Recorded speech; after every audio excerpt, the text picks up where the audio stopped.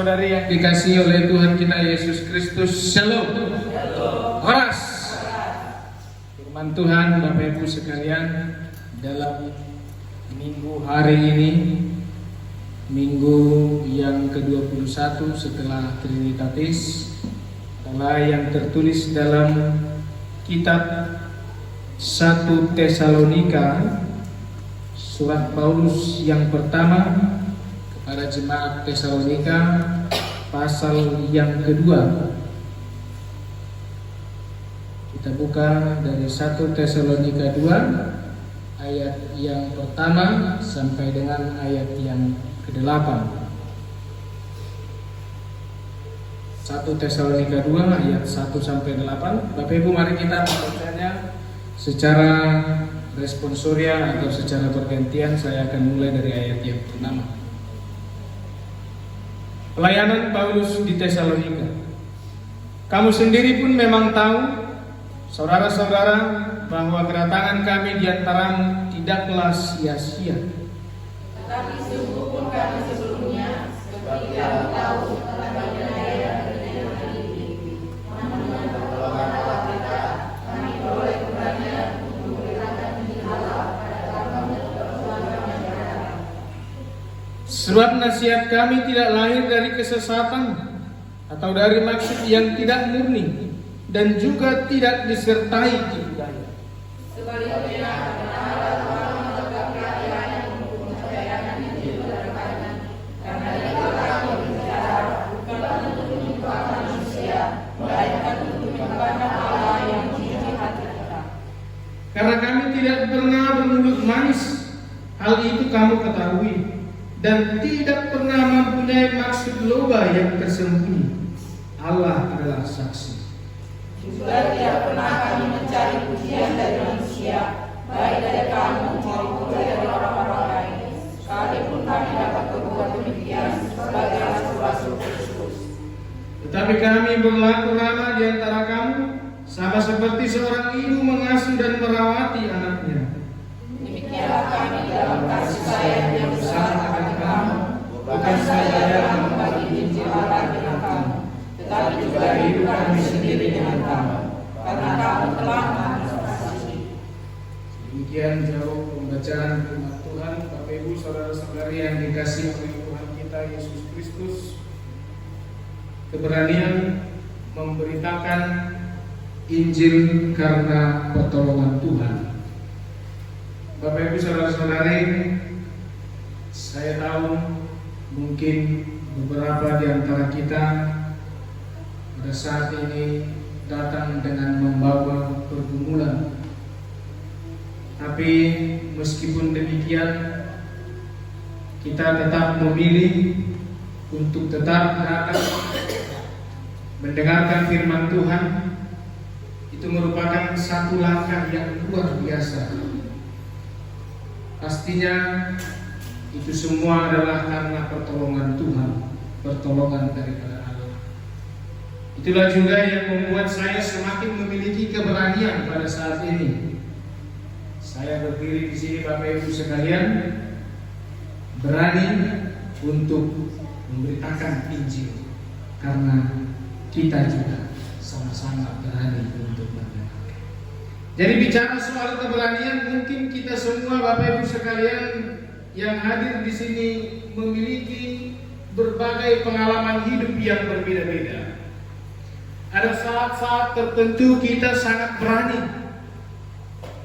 terang-terangan, secara langsung, seperti didorong oleh sesuatu yang benar-benar membuat kita untuk memberanikan diri, taking a risk, mengambil resiko.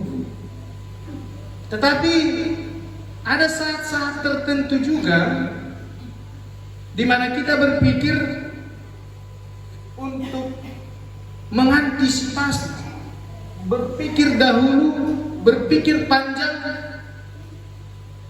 mengantisipasi atau tidak tergesa-gesa untuk segera mengambil tindakan.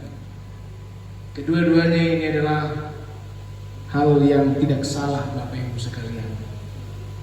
Ada seorang tokoh gereja yang benar-benar memiliki karakter seorang pemberani. Mungkin kita tidak asing dengan namanya Dietrich Bonhoeffer. Dia ini adalah seorang pendeta berkebangsaan Jerman. Dia pendeta di Jerman dan dia melayani Bapak Ibu sekalian pada masa kepemimpinan dari pemimpin tentara Nazi, yaitu Adolf Hitler di Jerman. Pergumulannya tentu sangat berat. Pergumulannya sangat luar biasa. Banyak warga Jerman yang pada saat itu memuja-muja Hitler supaya mereka tidak dibinasakan, supaya mereka tidak dimusnahkan, supaya keluarga mereka aman dan tentram. Tapi Bonhoeffer berbeda sendiri, Bapak Ibu sekalian. Dia tetap memberitakan firman Tuhan. Dia mengatakan, dia menyebutkan yang seharusnya ditakuti itu adalah Allah. Yang seharusnya ditakuti itu adalah Tuhan, bukan manusia. Dia berkhotbah melalui radio, radionya dimatikan. Dia dikejar-kejar dan dia tidak pernah berdiam pada satu tempat. Tapi sedikit pun dia tidak pernah takut. Temannya sudah berusaha untuk menyembunyikan dia. Bahkan dia pernah sebulan berada di Amerika, tapi dia kembali ke negaranya demi untuk mengabarkan Injil kebenaran itu. Sehingga pada tahun 1942 dia ditangkap dan dia dikurung selama 3 tahun lamanya, Bapak Ibu sekalian. Dia disiksa habis-habisan, dia dihukum habis-habisan. Sehingga pada tanggal 9 April 1945, Indonesia belum merdeka ya. 9 April 1945, Dietrich Bonhoeffer diakhiri hidupnya dengan hukuman gantung. Gereja-gereja Jerman, bahkan gereja di seluruh dunia pada saat itu sangat kehilangan seorang pendeta muda yang energik, yang pemberani di dalam memberitakan Injil.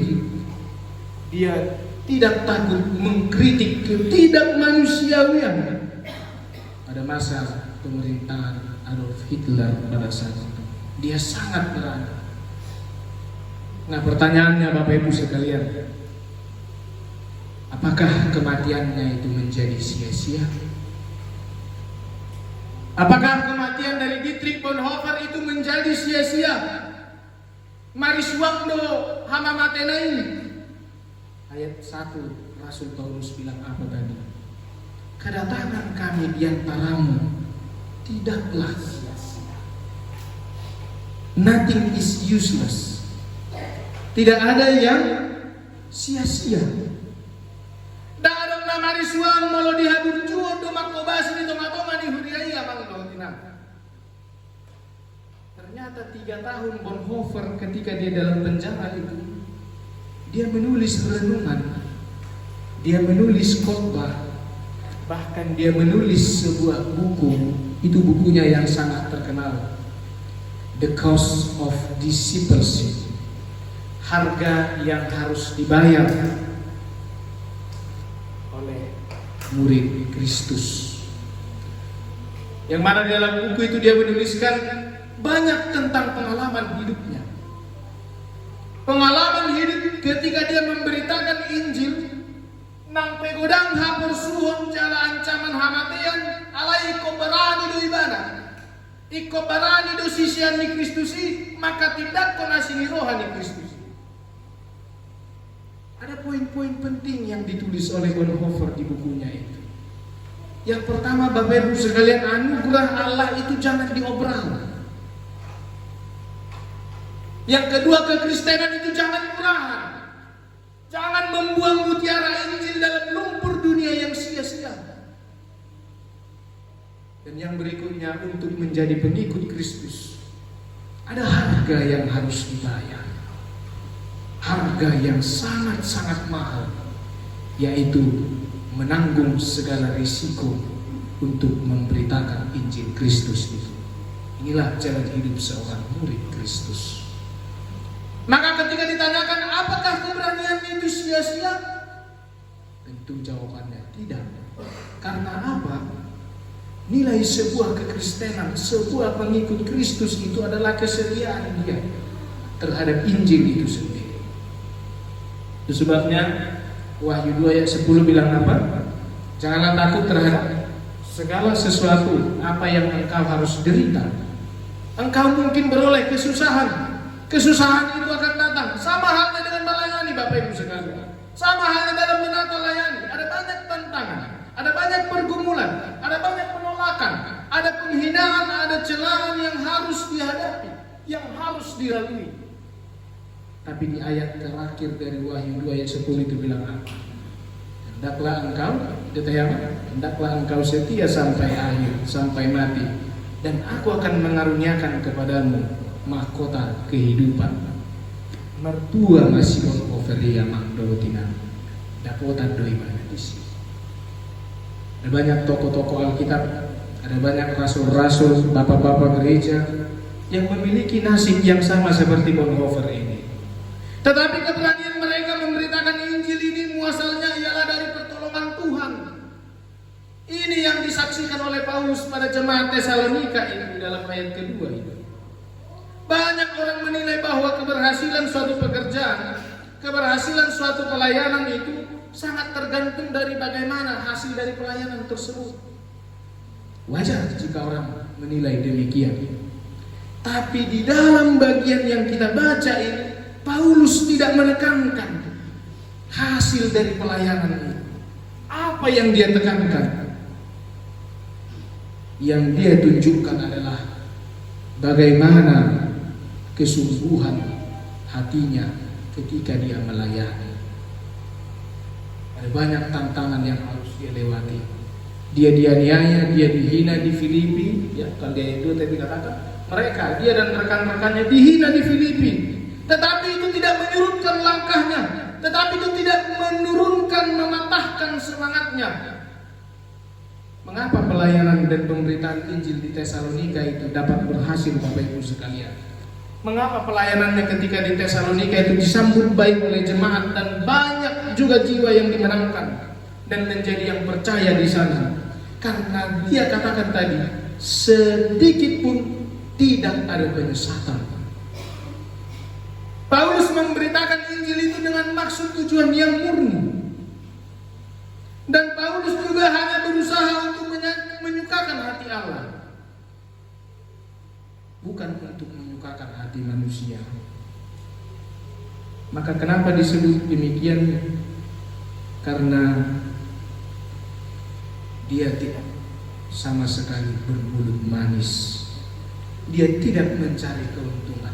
Dia tidak mencari pujian dari manusia. Dia melainkan selalu ramah. Karena Paulus itu melayani dan memberitakan Injil itu dari kesungguhan hatinya, Bapak Ibu sekalian.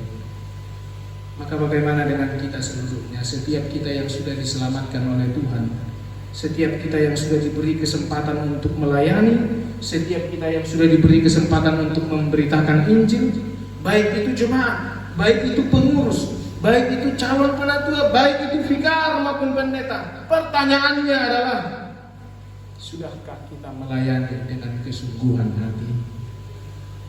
Apa sebenarnya motivasi kita mau melayani, Bapak Ibu sekalian?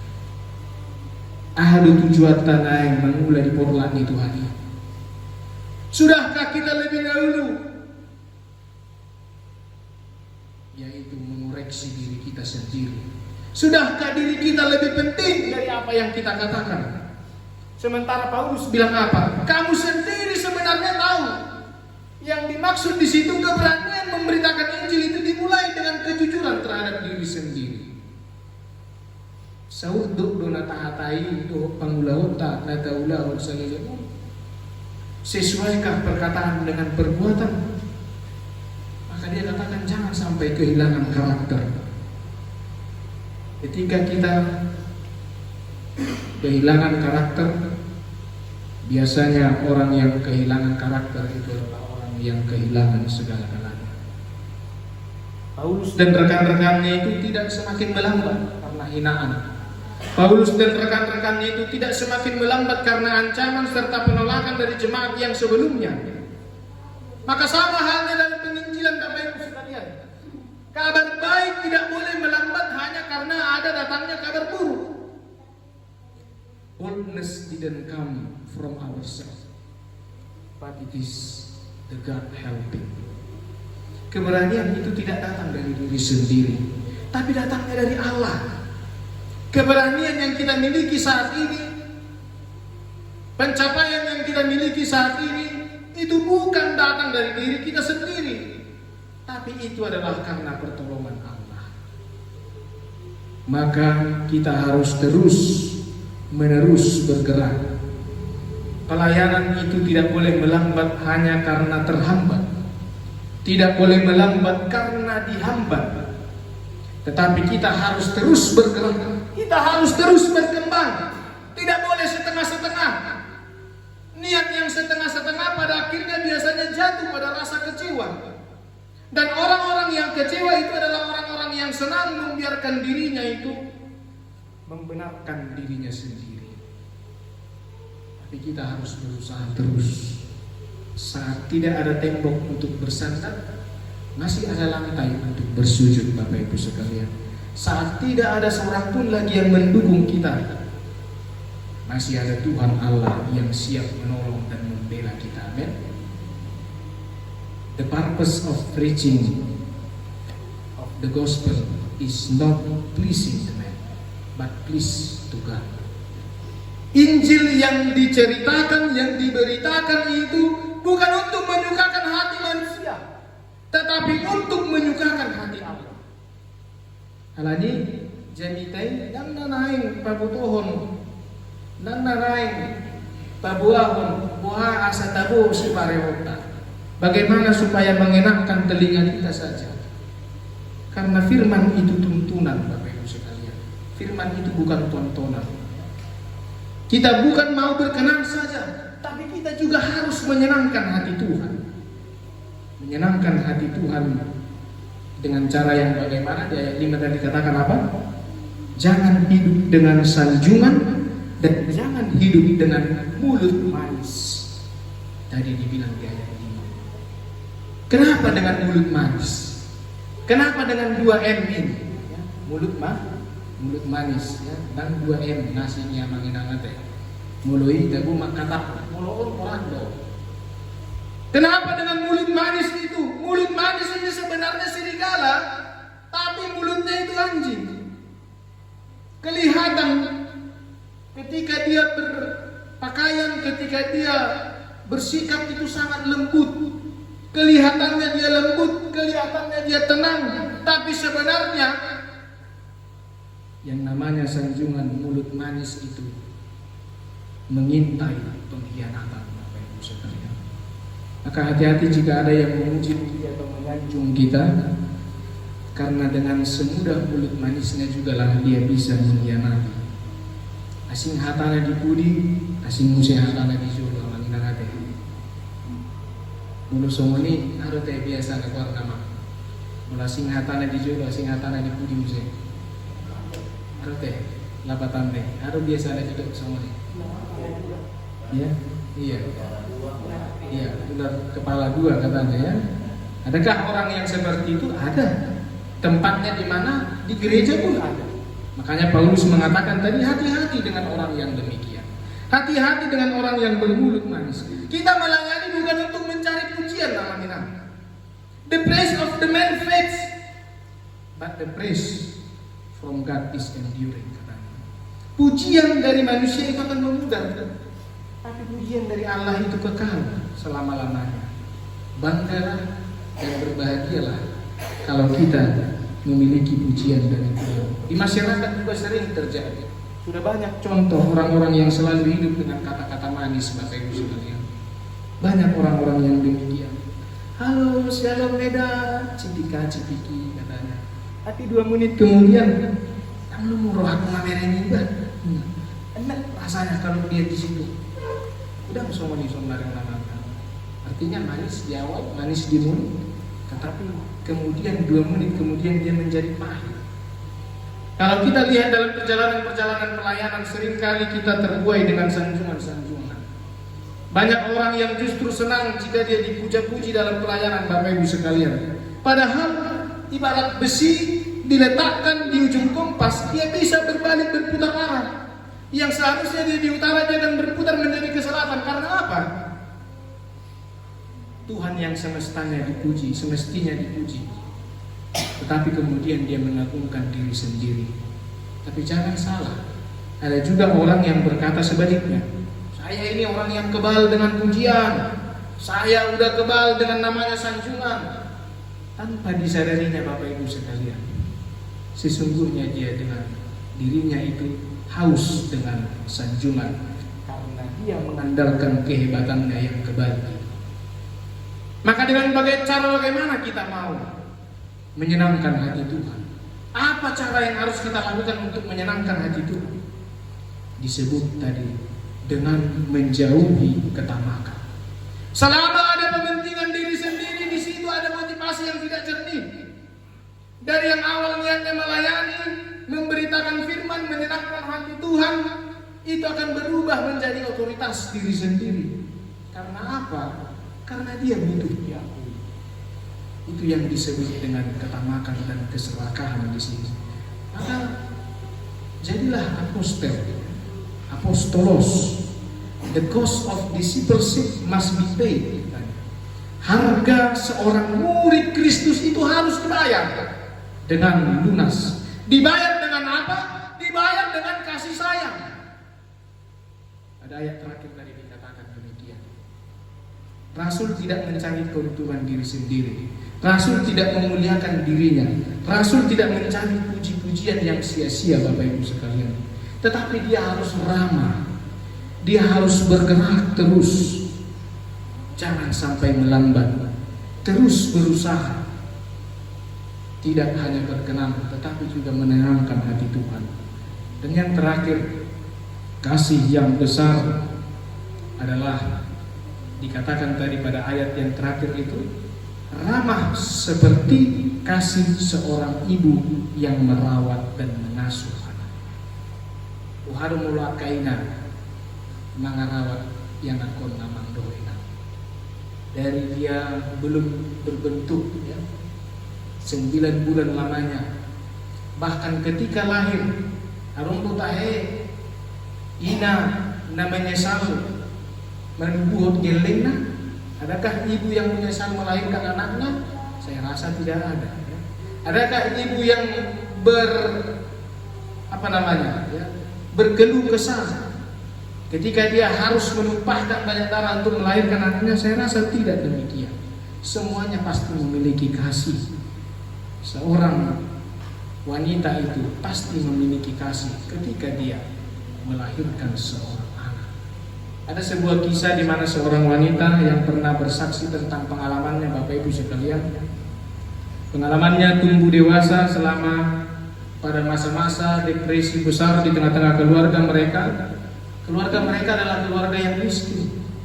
Keluarga mereka hanya bisa makan apel, hanya bisa makan hasil dari buruan ayahnya. Setiap kali ayahnya itu pulang membawa seekor tupai untuk dimasak sebagai makan malam, ibunya berkata apa, Bapak Ibu sekalian? Berikan kepalanya untukku, aku cuma ingin makan itu. Tidak ada daging yang lebih enak, bagian terbaik yang lebih enak dibandingkan kepalanya. Lalu bertahun-tahun kemudian ketika wanita itu semakin beranjak dewasa, dia menyadari, Bapak Ibu sekalian, ternyata tidak ada daging pada kepala tupai. Tidak ada daging pada kepala tupai. Ibunya itu tidak memakannya, tapi dia hanya berpura-pura itu sebagai bagian yang terbaik yang dia katakan untuk dia nikmati, supaya semua anak-anaknya itu makan lebih banyak, makan lebih lahap, dan tidak perlu mengkhawatirkan ibunya itu.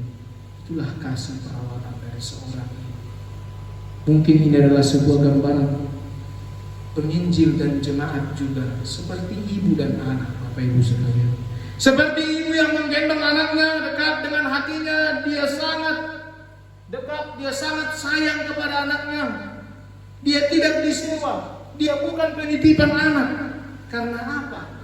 Dia memberi hidupnya karena dia sudah mengasihi anaknya itu seperti dia mengasihi dirinya sendiri. Gereja pun begitu, Bapak Ibu sekalian. Jami tahun mangulu, belum jami tahun. Itu ucapan dari seorang pendeta Justin Sihombing, ya, pendeta HKBP. Gereja itu adalah gereja yang harus menjadi khotbah yang hidup di tengah-tengah kehidupan kita. Jami tanah mangulu, imangulu tai, ngulu nagabe pasu-pasu, hidup yang menjadi berkat, hidup yang penuh kasih, hidup yang penuh kesabaran, dan hidup yang ramah satu dengan yang lain. Karena kemenangan Injil itu bukanlah pada mimbar ini, Bapak Ibu sekalian. Kemenangan Injil itu bukan ketika saya dan pendeta dan juga pengkhotbah-pengkhotbah lainnya berkhotbah di depan ini.